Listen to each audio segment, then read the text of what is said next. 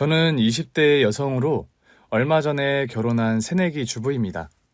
결혼 전에는 빵집을 운영했는데 혼전 임신을 해서 결혼하는 바람에 현재는 빵집 문을 닫고 쉬고 있는 중이에요. 인재야, 이따순 좀 괜찮니? 요즘 김치 냄새를 아예 못 맡겠어.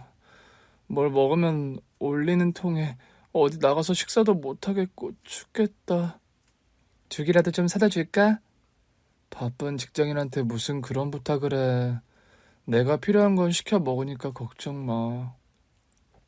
이제 네가 의사 남편 만나서 시집 잘 간다고 좋아했는데 입덧으로 고생하는 거 보니까 또 괜히 빨리 시집 보냈나 싶네. 수경아, 누가 들으면 네가 친정엄마인 줄 알겠다. 너나 나나 서로한테 가족이지 뭐. 아니야? 친구 말 맞다나 수경이와 저는 가족이나 다름없는 사이예요. 사실 저나 수경이나 부모님이 안 계시고 고아원에서 나고 자랐습니다. 어려서부터 한 고아원에서 자라다 보니 친자매나 진배 없는 사이죠. 남편은 전문의 과정을 마치고 대학병원에서 일하는 흉부외과 의사예요. 제가 운영하는 빵집이 대학병원 근처 골목에 있었는데 저의 가게 단골이 그 사람이었죠. 은재야, 요즘도 네 시어머니 너 안 좋아하셔? 분가해서 사니까 딱히 자주 뵐 일은 없어서. 다른 시어머님들 보면 며느리 임신했다고 뭐 챙겨다 주시는 분들도 계시던데 너희 시어머니는 안 그러시니? 수경아, 너 벌써 잊었어? 나 결혼 허락도 겨우 받았는데 임신했다고 날 챙기시겠어? 그래도 네가 임신한 마당에 결혼 물을 수도 없는 노릇인데 좀 잘해주시면 어디 덧나? 나 그런 것까지 바라지도 않아. 솔직히 입장 바꿔서 금이야 오기야 기른 의사 아들 장가 보내는데 고아 출신에 혼전 임신까지 한 며느리가 뭐가 이쁘시겠어. 넌 왜 자꾸 네 가치를 낮춰서 말해.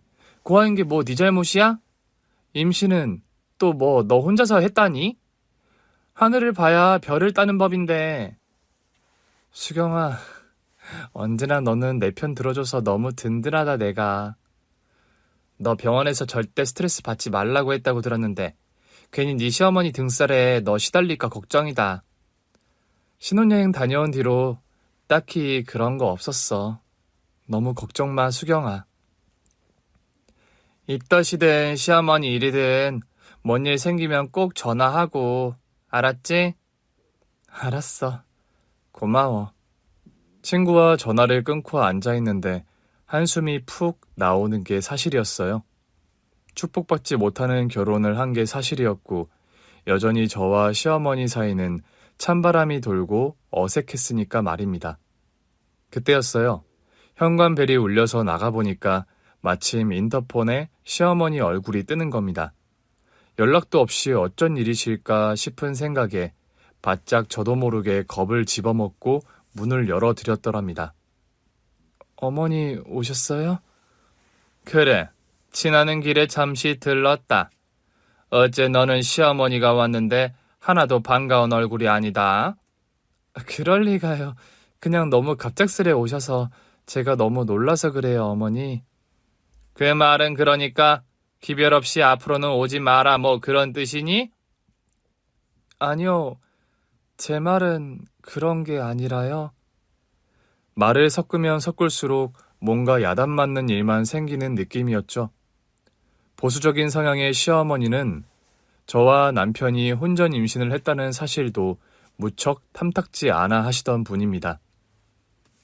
입덧은 좀 어때? 울렁거림이 심해서 먹는 걸 조심하고 있습니다. 안 먹혀도 이거저것 골고루 챙겨 먹으렴. 이거 속 안 좋을 때 먹을 만한 과일들 좀 챙겨왔다. 감사합니다, 어머님. 그래도 며느리가 입덧한다고 과일까지 챙겨 오셨구나 싶어서 저는 감사한 마음으로 과일 바구니를 받으려는데 대뜸 그런 말씀을 하시는 시어머니셨어요. 성훈이 월급 통장 네가 관리한다면서? 네, 어머니. 그럼 성훈이한테 따로 말할 것도 없겠구나. 내 아들 월급의 40% 매달 여기로 입금하렴. 그러면서 시어머니는 대뜸 문자 메시지로 시어머니의 계좌번호를 보내시는 겁니다.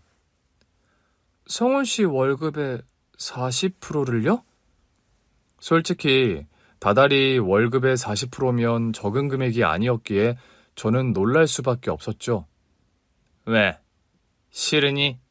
시어미가 남편 월급에 감 놔라 배 놔라 하는 것 같아서 듣기 싫어? 아니요, 그런 뜻이 아니라요. 어머니 적은 돈이 아니라서 제가 조금 당황을 해서 그만. 솔직히 속으로 엄청 놀라고 당황한 게 사실이었죠. 남편과 결혼하면서 다달이 시어머님께 얼마간의 생활비와 용돈을 드리기로 약속한 건 사실이었지만 월급의 40%나 되는 금액을 생각한 건 아니었기 때문입니다. 저는 고아원 퇴소 후 20대의 대부분을 제대로 된 옷 한 벌 사입지 않으면서 악착같이 독하게 돈을 모아 조그만 빵집을 오픈한 자영업자였고 남편 역시 자문의 자격증을 취득한 지 얼마 안 된 새내기 의사였기에 저희 부부 경제 사정이 그리 넉넉하다 할 수 있는 형편은 아니었거든요. 그래도 시어머니께서 홀몸으로 얼마나 남편을 지극정성 힘들게 키우셨는지 알기에 저는 일체 불만 표시를 안 하기로 마음을 먹었더랍니다. 알겠습니다, 어머님. 말씀하신 통장으로 다달이 돈 붙일게요. 알았다. 임신 초기에 제일 조심해야 하는 법이니 쉬어라. 딱 용건만 말씀하시곤 자리를 떠나버리시는 시어머니셨어요. 그날 남편이 퇴근했고 저는 시어머니께서 전한 말씀을 그대로 전달했죠. 엄마가 내 월급의 40%를 보내달라 하셨다고? 아까 낮에 오셔서 그런 말씀하셨어. 그렇게 하겠다고 대답했고. 그래? 이해해줘서 고맙다, 은재야. 내가 아무래도 투잡을 뛰어서라도 돈을 더 벌어야겠네. 남편 역시 이런 방구 별 불만 표시도 없이 농담처럼 넘어가길래 저는 그 일을 더는 문제 삼지 않았습니다. 그 얘기를 들은 친구 수경이는 당연히 펄쩍 뛰었고요. 뭐? 네 남편 월급의 40%를 다달이 보내달라 하셨다고? 엊그제 와서 그런 말씀 하시더라. 너한테 의견을 묻는 것처럼 말씀하셨니? 아니, 내 의견 같은 건 중요한 분위기가 아니었어. 사실을 말하자면 거의 통보 같았다고 해야 하나? 그럼 너희 시어머니 문제 있는 거 아니니? 아니, 요즘 세상이 어느 때인데 며느리에게 아들 월급을 그리 당당하게 요구하시니? 한두 푼도 아니고 월급의 40%씩이나?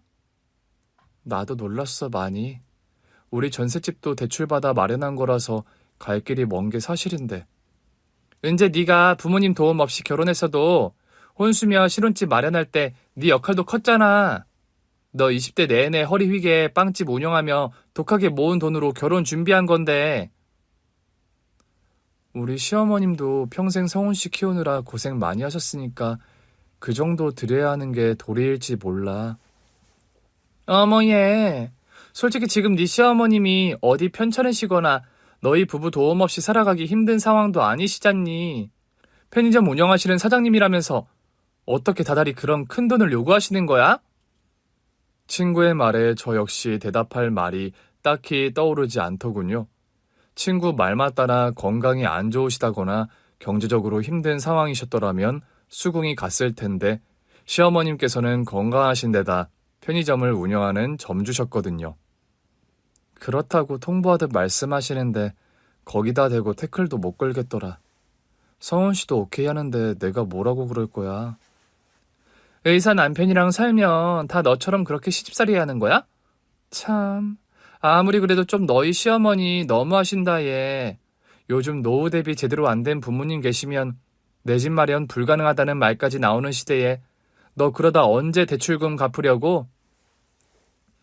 친구 말을 들을수록 저 역시 서운한 감정이 드는 게 사실이었죠. 저는 빵집을 운영하다 가게를 쉬고 있는 형편이라서 있던 돈을 가지고 제 용돈을 쓰는 바람에 쪼들리는 상황이었거든요. 남편 월급을 제가 관리하긴 했지만 월급의 상당 부분이 신혼집 전세자금 대출 이자로 나가는 형편이었고요. 몇 날 며칠을 고민하다 저는 결국 남편에게 말을 하고 말았죠. 자기야, 당신 월급의 40%를 어머님께 다달이 드리는 건 좀 무리지 않아? 저번엔 오케이 하더니 갑자기 무슨 말이야.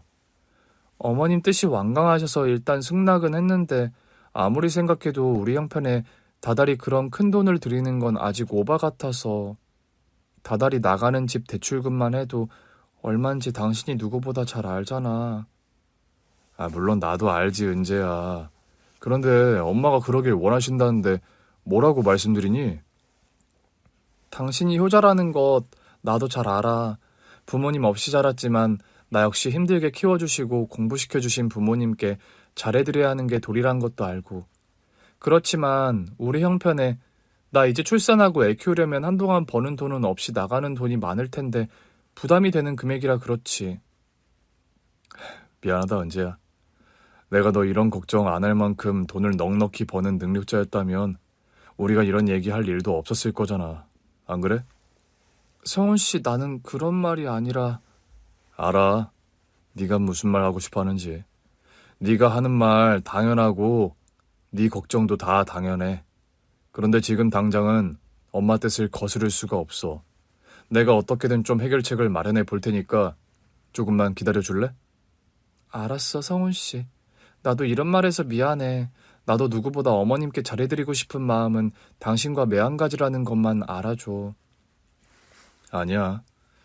결혼하면 경제적으로든 다른 부분으로든 완전히 독립하는 게 맞는 일이지. 지금 상황이 그렇지 않다 보니까 은재 너에게 내가 미안하다. 남편이 제 눈치를 보면서 그런 말까지 하니까 제가 되려 미안해지더군요. 뭔가 남편이 시어머니의 재정 상황이나 뭐 그런 일과 관련해서 저에게 말 못할 상황이 있나? 그런 생각도 들더군요. 당장 퇴근해서 말할 것 같은 눈치도 아니고 남편이 일단 조금만 기다려달라는 말을 했기에 저는 더 불평하거나 캐묻지 않고 남편 말대로 일단 그냥 두기로 했지요. 게다가 입덧이 심한 데다 임신 초기라 제가 절대 안정을 취해야 하는 시점이기도 했죠. 이것저것 너무 고민하거나 신경 쓰지 말고 건강이나 잘 챙기고 무탈하게 임신 초기를 보내자는 생각으로 저는 마인드 컨트롤을 했더랍니다. 제가요, 임신을 하면서 알게 된 사실인데 선천적으로 자궁이 약한 스타일이라고 하더라고요. 선천적인 자궁 무력증이시네요. 더 위험해지기 전에 자궁경부를 묶어주는 수술이 필요합니다. 수술을 받지 않으면 유산의 위험성이 있다고 해서 얼마 전엔 자궁경부를 묶어주는 수술까지 받은 상황이었죠. 그러다 보니 집안에서도 걷는 일까지 최대한 줄이고 저는 혹시라도 유산 위험성이 있는 일은 절대 피하면서 살 얼음판 걷듯이 생활하는 중이었거든요. 이런 상태의 저를 위해 배려를 많이 해주는 남편이었죠. 자기야, 언제 아침까지 차린 거야? 내가 안 해놓으면 또 말 안 듣고 아침 차릴 거잖아. 제가 요즘 입덧이 심하고 거의 온종일 누워 지내면서도 남편 아침밥은 꼭 차려주었거든요. 남편은 늦잠 자지 왜 고위험 임산부가 아침 차리느라 동동거리냐며 잔소리를 했었고요. 그래도 병원 일이 얼마나 고된지 잘 알고 있었기에 간단하게라도 저는 아침을 차려주려고 했었죠.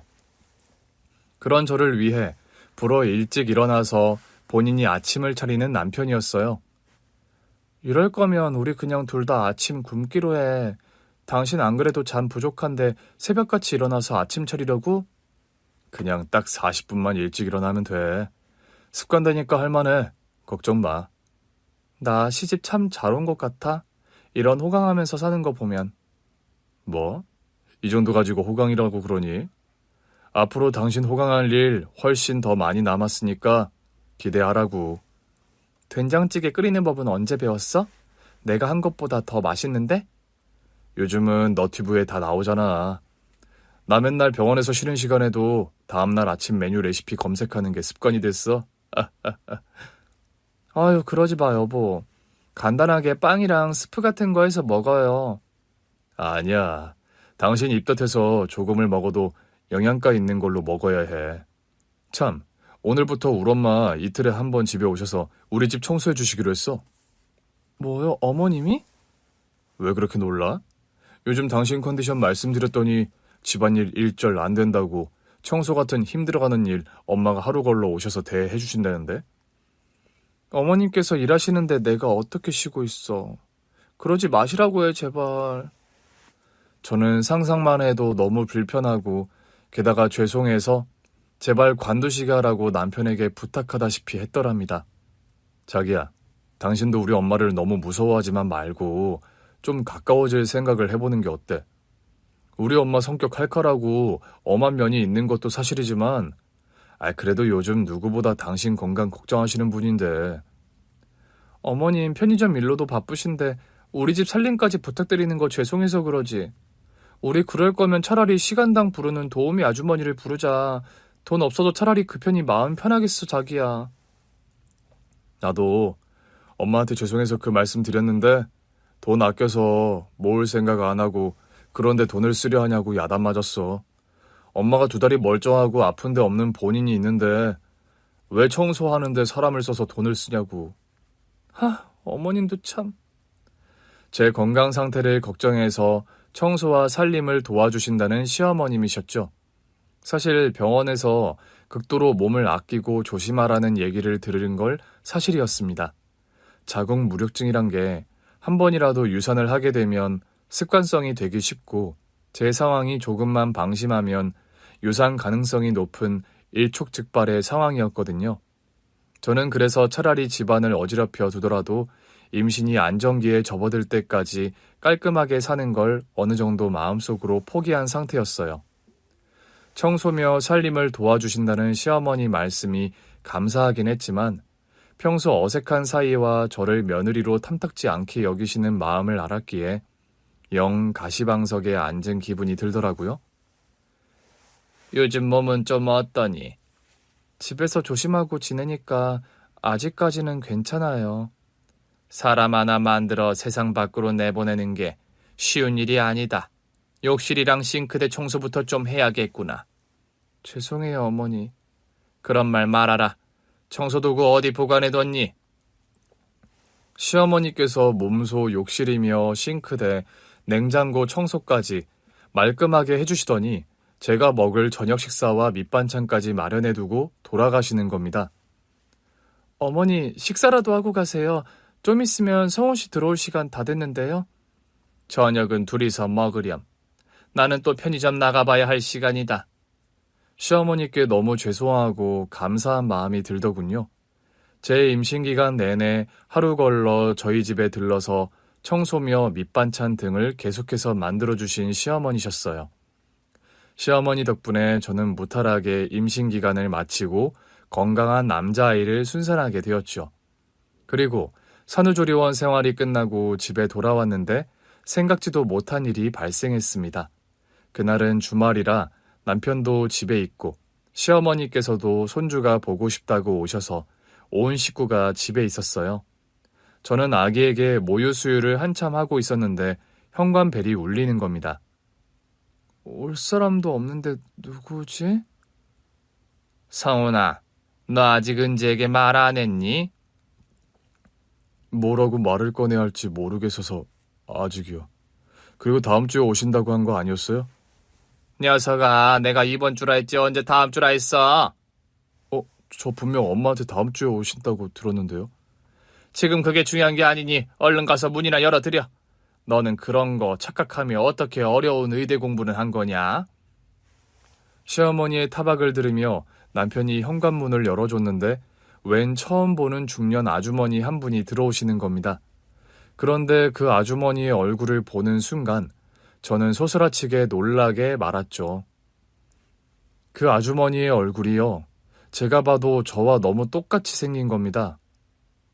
누구세요? 네가 은재니? 은재야, 반갑다.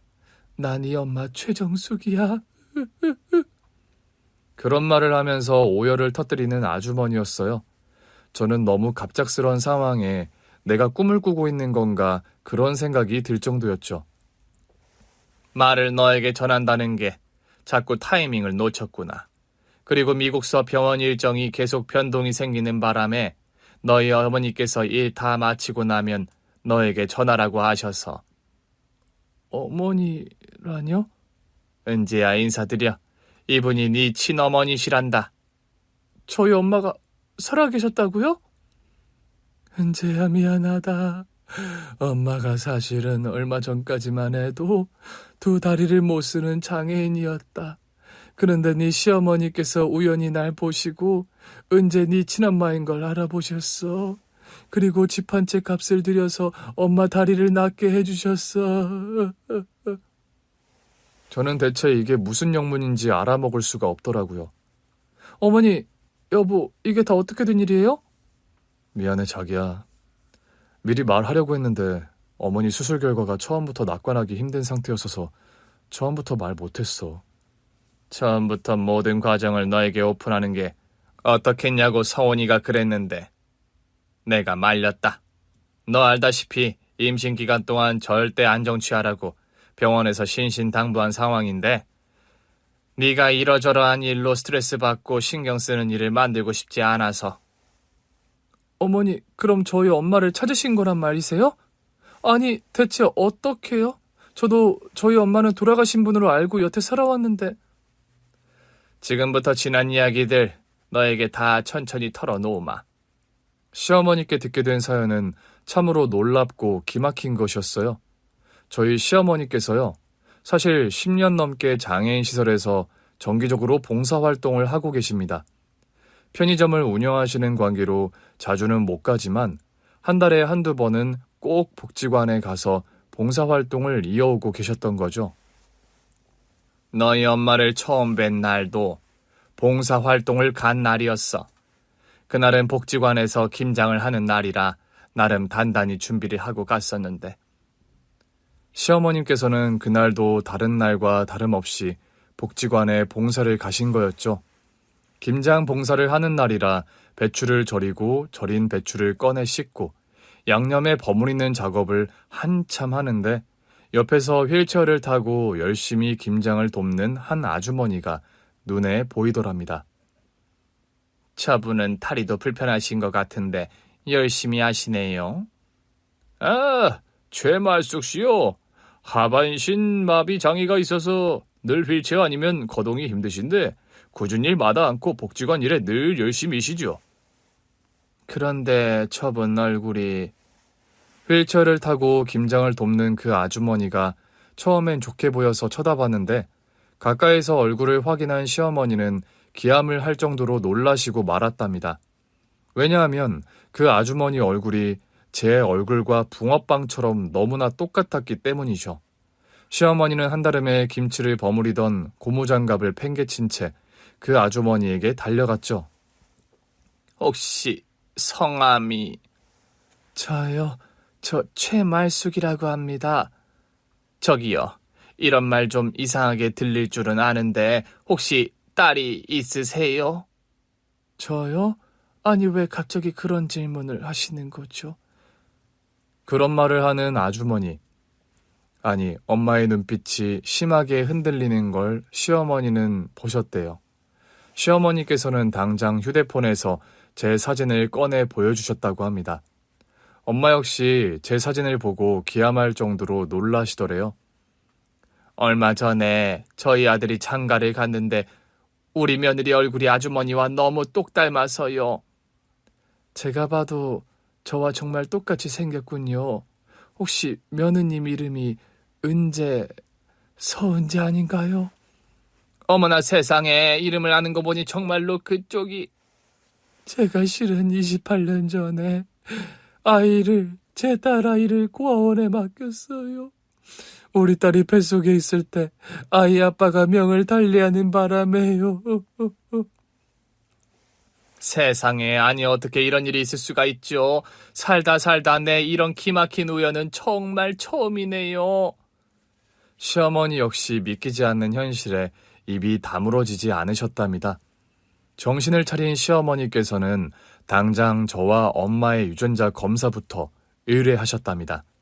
모든 정황이 저희 친엄마임이 분명했지만 그래도 사실관계를 확실히 하는 게 좋다는 판단에서였죠. 며칠 후 검사 결과가 나왔고 그분이 제 친엄마임이 밝혀졌고요. 저희 며느리 친어머니가 맞으시네요. 우리 은재가 사장님 며느리라고요? 네, 얼마 전에 결혼식 올렸고 지금 임신 중이에요. 우리 은재 어디 있나요, 지금? 제가 이런 말할 자격은 안 됩니다만. 사돈어른, 이렇게 만난 것도 다 하늘의 인연 같아요. 그런데 서운하게 듣지 마세요. 지금 은재가 컨디션이 영 좋지가 않아요. 임신 초기인데 수술을 받아서 절대 안정을 취해야 하는 상태이고요. 은재가 많이 아픕니까? 자궁이 좀 약해서 애가 안 떨어지게끔 하는 수술을 받고 집에서 누워 지내요. 심정적인 충격이나 스트레스 절대 피하라는 말 병원에서 들었고요. 세상에 이를 어쩌면 좋죠? 너무 걱정은 마세요.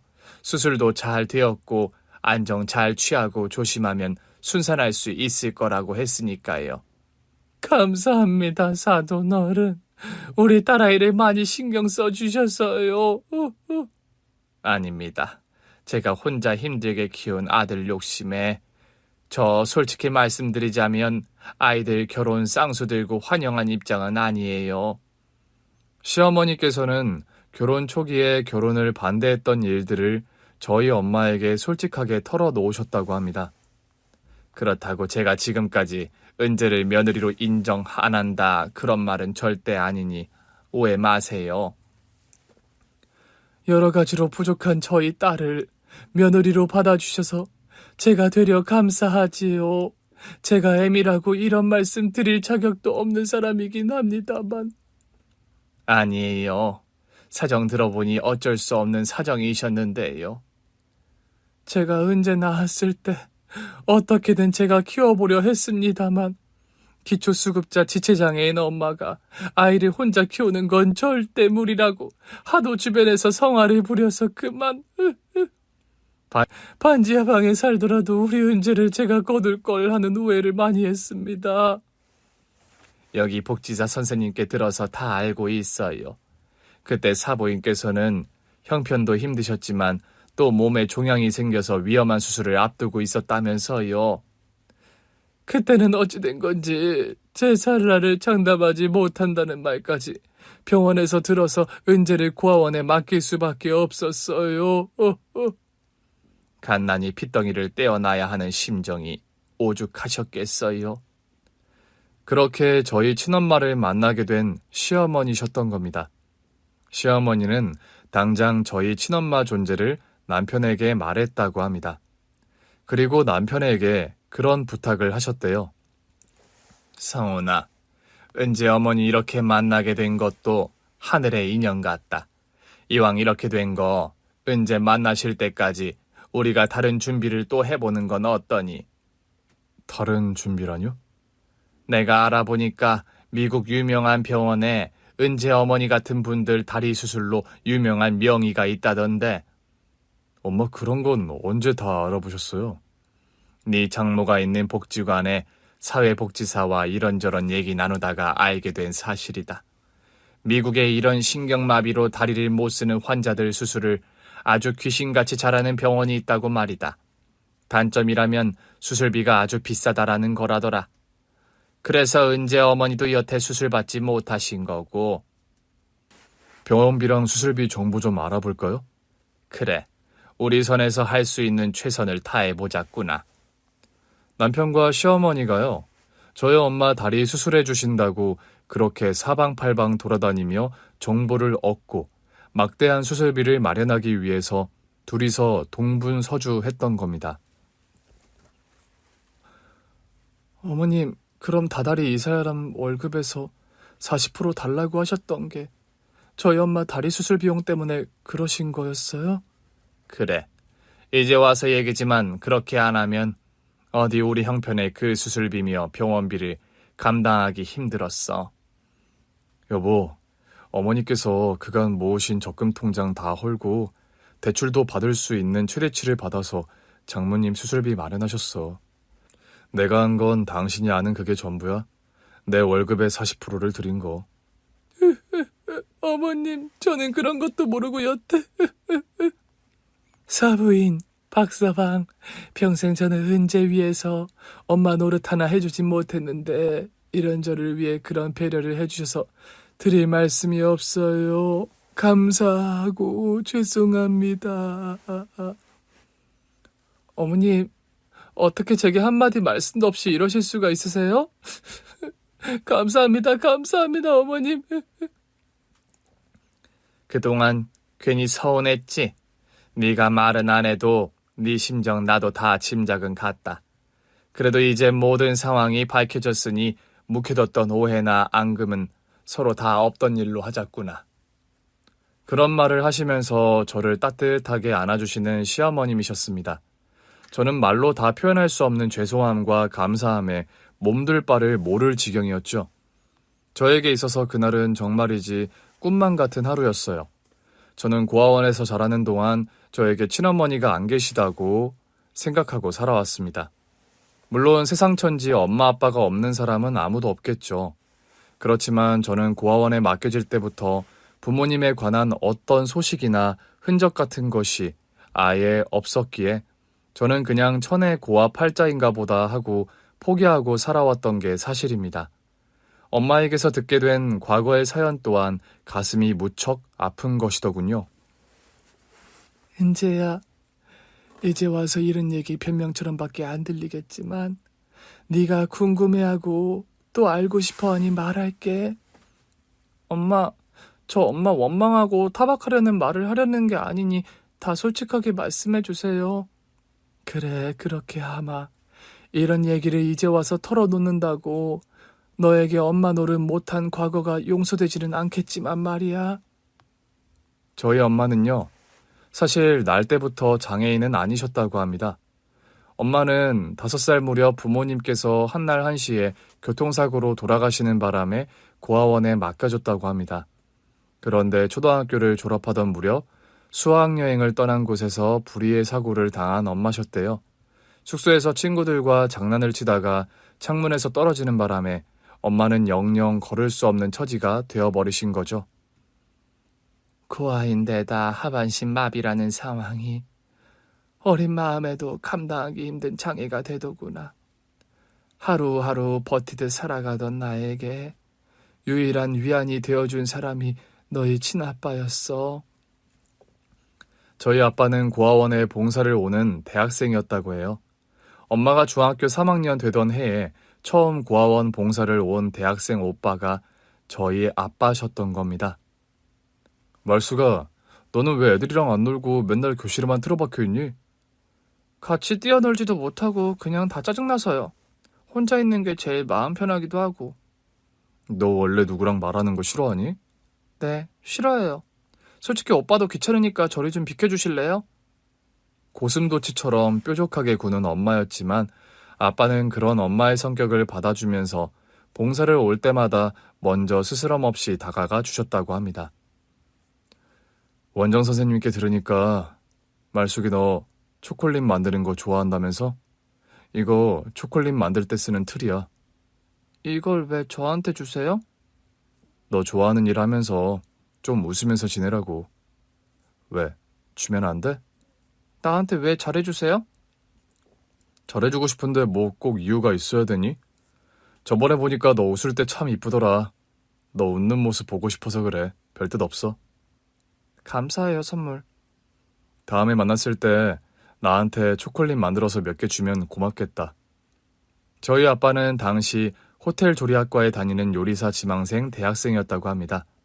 정기적으로 엄마가 지내던 고아원에 봉사를 오면서 엄마와 가까워지셨고, 엄마가 고아원 퇴소 후 성인이 된 후에는 자연스레 연인으로 발전을 했던 거죠. 엄마가 고아원을 나와 홀로서기를 할 때가 되어서는 아빠가 집을 얻어서 두 분이 함께 동거를 시작하셨다고 합니다. 말수가, 너는 초콜릿 잘 만드니까 내가 나중에 식당 열면 네가 디저트 담당하는 거야. 어때? 생각만 해도 신난다, 오빠. 나 이럴 게 아니라 제과제빵 학원이라도 다니면서 제대로 배워볼까? 그거 좋은 생각인데?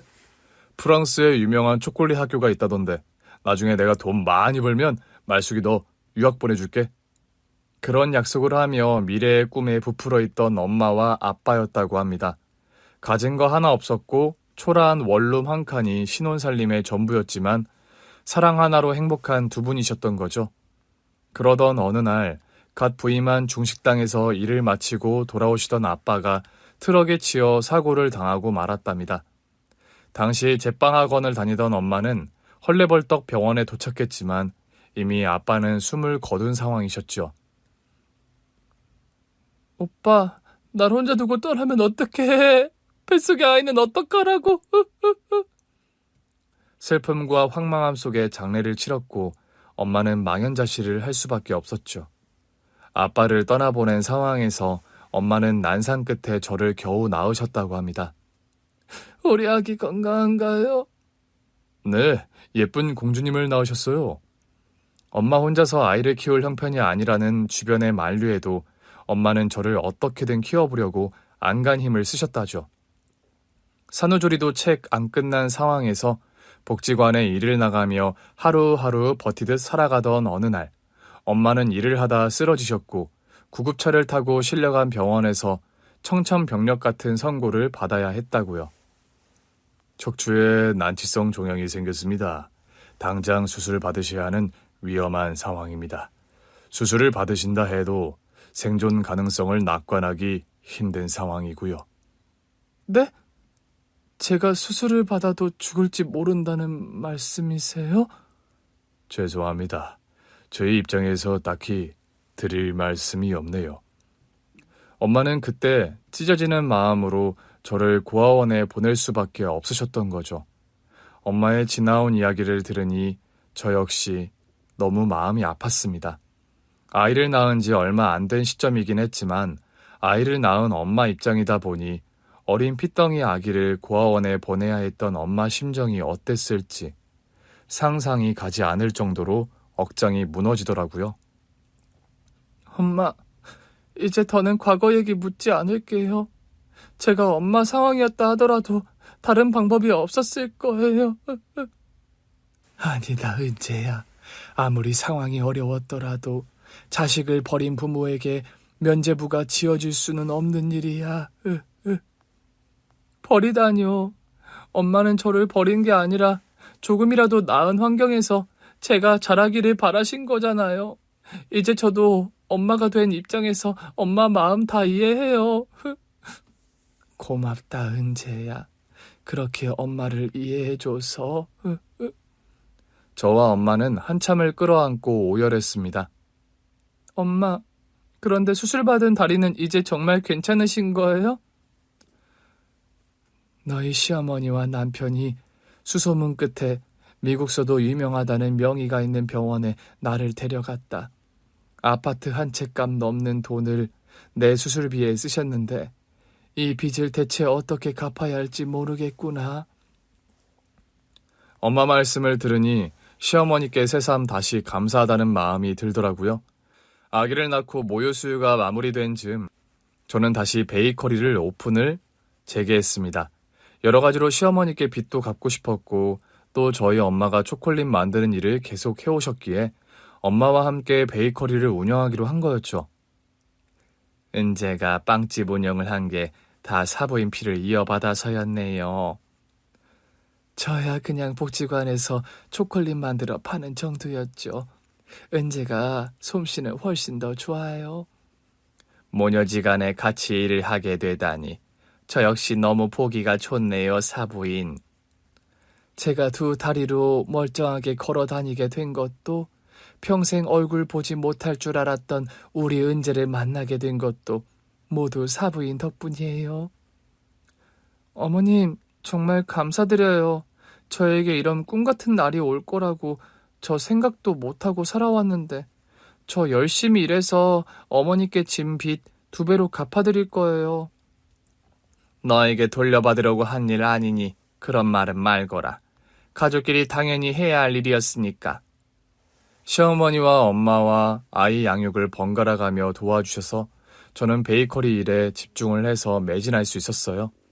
시어머니께서 아이를 돌봐주시는 동안 엄마는 가게에 나와서 그날 팔 분량의 초콜릿을 만드셨죠.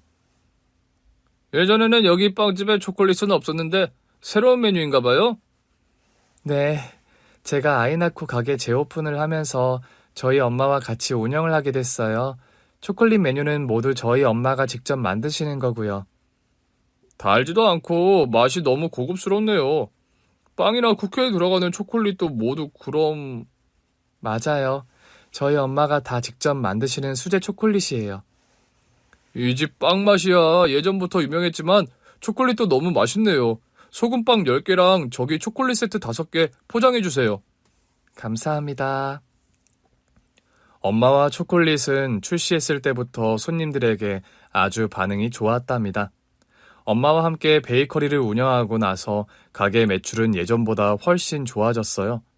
엄마와 베이커리를 운영하고 나서 1년 만에 저는 운영하는 가게 분점을 3개나 더 오픈할 정도가 되었죠. 엄마, 가게 매출이 다달이 고공행진이에요. 초콜릿 가게를 아예 따로 오픈할까요? 네가 터 닦아놓은 빵집이 유명해서 덤으로 내 초콜릿이야 잘 팔리는 건데 뭐. 장모님 너무 겸손하게 말씀하시는 거 아니에요? 여보, 다음 달에는 분점을 2개 더 오픈하게 될 것 같아. 이러다 우리 진짜 부자 되는 거 아니야? 남편이 농담처럼 하는 말이었지만 정말 저희는 예전보다 경제적으로도 훨씬 여유 있는 형편이 되었습니다. 베이커리 운영을 하면서 돈을 좀 벌게 되자 저와 엄마가 제일 먼저 한 일은 시어머니께 예금 통장을 선물해 드린 일이었어요. 시어머니 생신을 맞아 가족 식사를 하는 자리에서 엄마와 저는 그 예금 통장을 시어머니께 드렸죠. 아니, 이게 무슨 통장이에요, 사부인? 저 다리 수술한다고 사부인께서 마이너스 통장 만들어서 그간 생활하신 거에 대한 보답이에요. 어머니, 진작에 갚아드렸어야 했는데 죄송해요. 통장을 열어보신 시어머니께서 깜짝 놀라시더군요. 아니, 그런데 금액이 왜 이렇게 크니? 사부인 수술비에 쓴 돈보다 훨씬 더 큰 금액이잖니? 어머니, 그간 쌓인 이자라고 생각해 주세요. 마음 같아서는 더 드리고 싶었지만 아직 그만큼밖에 못 드려서 죄송해요. 사실 시어머니께서 저희 엄마 수술비에 쓴 돈의 1.5배에 가까운 돈을 마련해서 통장에 넣어드렸습니다. 엄마와 제가 2년 넘게 일하면서 거의 한 푼도 쓰지 않고 모은 돈이었죠. 다른 것도 아니고 제일 감사한 분께 그런 식으로 갚아드릴 수 있다는 것이 저나 엄마나 무척 다행스럽고 뿌듯한 일이었고요. 내가 무슨 돈 장사하려고 사부인 수술시켜드린 게 아닌데 왜 그러니 은재야? 어머님도 참. 저도 돈 갚아드리려는 게 아니라 감사해서 그런 거예요. 엄마, 그냥 받으세요. 장모님이랑 이 사람 연봉이 이제 제 연봉 곱절인 거 모르시죠? 너도 참 지금 그게 할 소리니? 웃자고 한 농담이고요. 이 사람이랑 장모님 마음 편하게 그냥 받으시라고요. 제가 그만큼 또 은재랑 장모님께 잘할 거니까 걱정 마시고요, 엄마.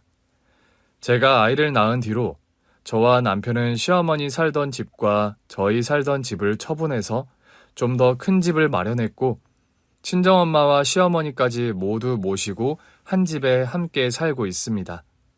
저, 남편, 어린 아들, 시어머니와 친정엄마까지 대식구가 한 집에 사는 셈이죠. 제가 어려서부터 줄곧 고아원에 살다 보니까 늘 이렇게 대식구가 복작거리며 한 집에 모여 사는 것에 대한 로망이 있었어요. 나중에 결혼해서 가정을 꾸리면 저는 아이도 적어도 셋은 낳아 기를 작정이었죠. 그런데 기적처럼 엄마와 재회하고 시어머님까지 모시고 대가족을 이뤄서 한 집에 사는 일상이 꿈만 같은 저입니다. 저와 엄마가 운영하는 초콜릿 베이커리가 분점 10호점을 달성했을 무렵 저는 엄마를 위한 작은 선물을 마련했어요. 엄마, 예전에 아빠랑 했던 그 약속이요. 무슨 약속 말이니? 아빠가 결혼해서 돈 많이 버시면 엄마 프랑스 초콜릿 학교 유학 보내주신다고 했다면서요? 그 말을 여태 기억했구나. 너희 아빠 살아생전 그런 약속을 하긴 했었지. 엄마, 그 약속 제가 지켜드리고 싶은데 어떠세요? 은재 네가? 저 베이커리 사업 이만큼 키울 수 있었던 거 다 엄마가 계셔서 가능했어요. 분점도 10호점까지 나왔는데 엄마도 재충전 필요하신 것 같기도 하고 더 늦기 전에 아빠가 하셨다는 약속 제가 대신 지켜드리고 싶어서요. 네 마음은 기특하다만 엄마가 이 나이에 가능할까? 엄마도 참 요즘 100세 시대인 거 모르세요? 회사 다니다 40, 50대에 다들 다시 대학도 가고 하는 시대인걸요? 엄마는 한동안 좀 고민을 하시다 결국 유학을 떠나기로 결정하셨어요. 국내에서 필요한 시험을 준비하셨고 당당히 프랑스 유학길에 오르게 된 엄마셨죠. 엄마가 유학을 떠나시기 전 엄마 손을 잡고 아빠가 쉬고 계신 납골당에 다녀왔습니다. 여보, 저랑 은재 왔어요. 엄마는 손수 만드신 화이트 초콜릿을 아빠 납골당 안에 넣어드렸습니다. 네 아빠가 살아생전 엄마가 만든 이 화이트 초콜릿을 참 좋아하셨단다. 아빠, 엄마 다음 주에 프랑스 유학 떠나세요. 아빠랑 약속하셨던 초콜릿 디저트 전문 학교에 엄마가 합격하셨거든요. 당신이 보내준다고 약속했던 유학을 우리 딸 은재가 보내주네요, 여보. 말씀 끝에 어쩔 수 없이 눈물을 왈칵 쏟는 엄마셨습니다. 엄마가 프랑스 유학을 떠나시는 날, 온 식구가 인천공항에 마중을 나갔더랍니다. 사부인, 모쪼록 유학 무탈하게 잘 마치고 돌아오세요. 제가 지금 혼자 떠날 상황이 아닌데 죄송해요, 사부인. 그런 말씀이 어딨나요? 집안일 걱정은 마시고 잘 다녀오세요. 출국장으로 들어가는 엄마의 뒷모습을 보는데 마음이 참 뭉클하면서도 복잡한 생각이 들더군요. 반백의 머리를 하고 조금씩 사라져가는 엄마의 뒷모습을 보고 있자니 저도 모르게 눈물이 쏟아지더라고요. 당신도 같이 떠나야 하는 거 아니었나 모르겠네. 아니야. 난 한국에서 베이킹 공부할 만큼 했어. 유학을 간다 해도 엄마 다녀오시고 나서. 그 말은 장모님 다음 타자는 당신이라는 말로 들리네. 남편 말에 저는 그냥 대답 없이 빙그레 웃어주었습니다. 엄마의 지나온 인생이 어떠했는지를 알기에 일단 지금은 엄마가 공부를 하러 떠나시는 길을 마음껏 축하해드리고 싶은 마음이 컸거든요. 유학을 떠난 엄마는 다행히 그곳 생활에 잘 적응을 하시는 모양이더라고요. 적은 연세가 아닌데 젊은 사람들 틈에서 혹시 힘드시진 않을까 걱정하던 게 기우일 정도로요. 영상통화를 할 때면 현지의 젊은 친구들과 화기애애하게 수업도 받고 실습하는 모습을 가끔 보여주실 때가 있어요. 프랑스어 실력도 눈에 띄게는 엄마였습니다.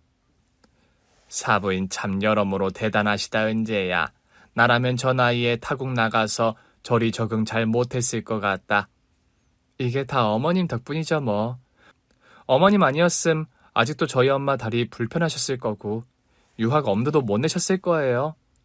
수술 결과가 좋아서 다행이었지 뭐. 어머님 다시 한번 너무 감사드려요. 저희 엄마 찾아주신 거, 또 미국까지 가서 수술까지 받게 해주신 거 모두 다요. 은재야, 이제 가족끼리 그런 인사치레 그만하자. 나야말로 고맙다. 네가 우리 집 며느리로 들어와 줘서. 그러니 이렇게 귀엽고 금쪽 같은 손주도 얻은 거 아니니? 엄마도 참. 옛날에 저 속도 위반으로 혼전 임신했다고 등짝 스매싱 하실 때는 언제고요? 이 녀석아, 지난 일 이제 와서 끄집어내서 뭐해? 너는 그렇게 눈치가 없어서. 어찌 그 어렵다는 의대 공부는 했니? 그러게 말이에요, 어머니. 공부머리랑 요런 센스는 상관이 별로 없나 봐요. 웃음꽃이 터지는 저희 세 사람이었습니다. 결혼 전에 혼전 임신해서 시어머니의 결혼 반대에 부딪혔을 때는 제가 이런 화목하고 따뜻한 가정을 일구게 될 거라 생각하지 못했었어요. 지금 이렇게 아무런 불화 없이 대가족이 모여 행복한 일상을 보낼 수 있음에 무척 감사할 따름입니다. 베이커리 사업이 잘 되고부터 저와 엄마는 정기적인 후원 사업도 하나 시작했어요. 제가 유년기와 사춘기 시절을 보낸 고아원과 엄마가 나고 자란 고아원에 정기 후원 협약을 맺었습니다. 두 군데의 고아원에 정기적으로 후원금을 보내는 일이 쉬운 일은 아니지만 저와 엄마는 사업을 해나가는 동안 후원을 계속하기로 약속했어요. 평생 얼굴 한번 보지 못했을 뻔한 엄마를 이렇게 기적처럼 재회해서 살 수 있음에 제가 하고 싶고 잘할 수 있는 일을 해서 돈을 벌고 또 제가 베풀 수 있는 곳에 베푸는 삶을 살 수 있음에 늘 감사한 마음을 가지고 살아가려 합니다. 따지고 보면 저희 시어머니께서 저희 엄마를 만날 수 있었던 것도 모두 10년 넘게 이어오신 봉사활동 덕분이었습니다. 선한 끝은 있어도 악한 끝은 없다. 옛날 어른들이 하시는 고루한 말씀이라 생각했는데 이 말이 정말 틀린 말이 아닌 것 같아요. 시어머니의 작지만 그 꾸준한 선한 실천이 지금의 모든 기적의 원동력이 되었음은 두말 할 나위가 없으니까요. 지나온 삶을 돌이켜보면 저 역시 제가 이만큼 행복한 삶을 살 수 있을 거라 기대를 안 했었습니다. 부모님 그늘 없이 억척스레 살아오다 보니 늘 애정결핍에 시달리던 과거의 저였죠. 그래도 포기하지 않고 제가 할 수 있는 일에 최선을 다하면서 내일은 오늘보다 조금은 나으리란 희망을 놓지 않고 살아왔던 것이 지금 삶의 원동력이 되었던 것 같아요.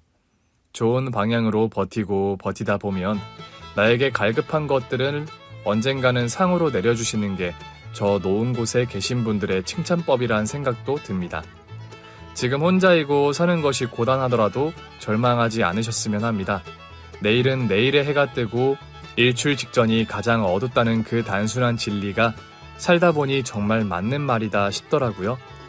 긴 얘기 경청해 주셔서 감사합니다. 여러분 가정에도 평안과 행복이 가득하시길 기원합니다. 오늘 준비한 사연은 여기까지입니다. 재미있게 들으셨다면 구독과 좋아요, 알림 설정까지 눌러주세요. 그럼 저는 다음 사연으로 찾아뵐게요. 오늘도 건강하고 행복하세요.